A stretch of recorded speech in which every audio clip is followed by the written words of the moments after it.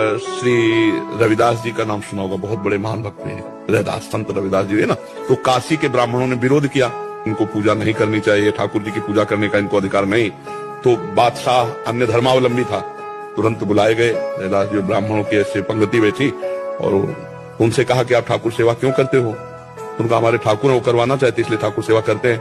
तो ब्राह्मणों ने कहा तुम मतलब शास्त्र विरुद्ध तुम आचरण करते हो और राज्य में बहुत बड़ा अनर्थ हो जाएगा। तो वो अपने भाषा से समझाया। तो उन्होंने कहा हमारे ठाकुर जी जब चाहते हैं तो हम ठाकुर सेवा करते हैं, अगर वो मना कर दें तो मैं कभी सेवा न करूं।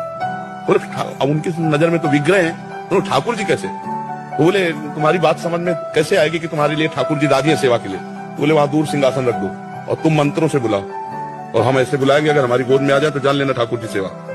तो जो ठाकुर रविदास जी के थे वो सिंहासन में से दूर रखे गए, उन्होंने शुरू किया मंत्र, कुछ नहीं, और भाव में भरकर कहा प्रभु जी ही ऐसे कहा तो सिंहासन ऐसे जैसे उड़ के आए ना, छाती से लग कर तुम अन्यथा कर तुम भगवान।